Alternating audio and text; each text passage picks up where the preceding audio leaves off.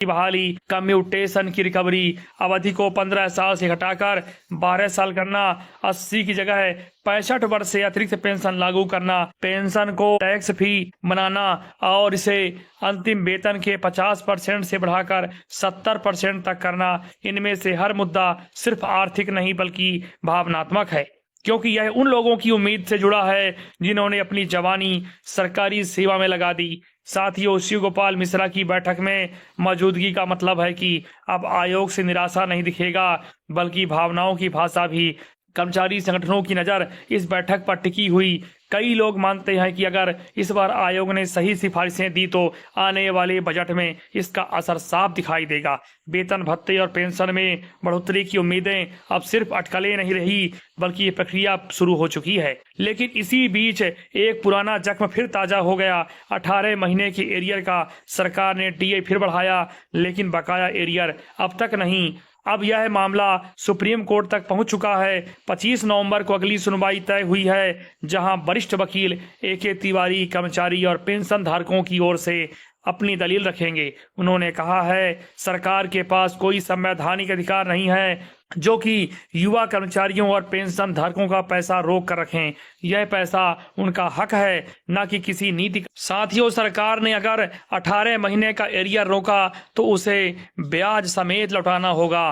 गणना के अनुसार यह रकम करीब 340-200 करोड़ रुपए है, यानी एक बड़ा वित्तीय बोझ। लेकिन उससे भी बड़ा विश्वास का सवाल है, क्योंकि कर्मचारी यही पूछ रहे हैं, हमने अपनी पूरी जिंदगी देश की सेवा में लगा दी, तो अब जब हमारी बारी आई तो हमें इंतजार क्यों? ए.के. तिवारी ने साफ कहा है कि अब यह लड़ाई सिर्फ अदालत की नहीं बल्कि न्याय की है। कर्मचारी संगठनों ने भी संकेत दिया है कि अगर सुप्रीम कोर्ट का फैसला उनके पक्ष में आता है तो सरकार पर दबाव बढ़ेगा और भुगतान करना ही पड़ेगा। ऐसे में नवंबर का यह महीना कर्मचारी और पेंशन धारकों के लिए उम्मीद और फैसला दोनों लेकर आने वाला है।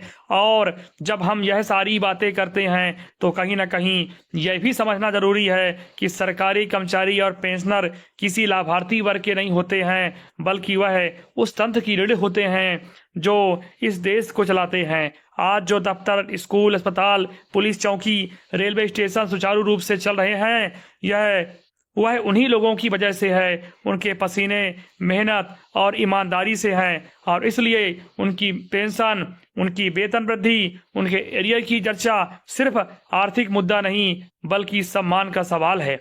साथियों, सरकारों का काम है व्यवस्था बनाना, लेकिन व्यवस्था तभी मजबूत होती है जब उसमें भरोसा हो। देश के लाखों कर्मचारी और पेंशनर उम्मीद के साथ यह भरोसा दोहरा रहे हैं कि आने वाले महीना में उनके जीवन में राहत जरूर आएगी, चाहे वह 58% महंगाई राहत का असर हो, या 8वें वेतन आयोग की सिफारिश का इंतजार, या फिर 18 महीने एरियर की लड़ाई। यह सब एक लंबी यात्रा है जो सरकार और जनता के बीच विश्वास की कड़ी को फिर से जोड़ेगी। तो दोस्तों, अगर आप पेंशनर हैं तो आपके बैंक खाते का मैसेज जरूर देखते रहिए, लाइफ सर्टिफिकेट का स्टेटस चेक करें और अपने दस्तावेज अपडेट रखें, क्योंकि इस व्यवस्था में सावधानी ही सुरक्षा है।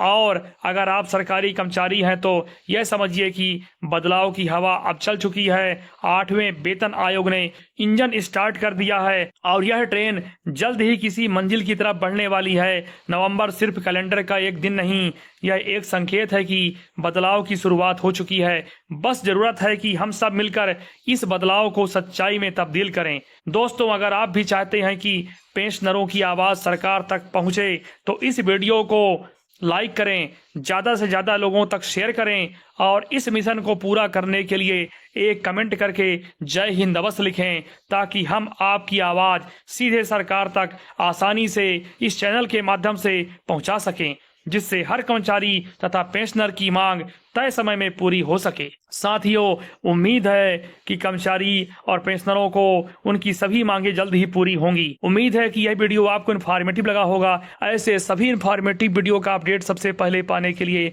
हमारे चैनल को सब्सक्राइब अवश्य कर लीजिएगा, जिससे अपलोड होने वाले सभी वीडियो का नोटिफिकेशन सबसे पहले आपको मिल सके। साथियों, आप अपना ख्याल रखें। अब आपसे मुलाकात अगली इन्फॉर्मेटिव वीडियो के साथ होगी। तब तक के लिए बहुत बहुत धन्यवाद। जय हिंद, वंदे मातरम।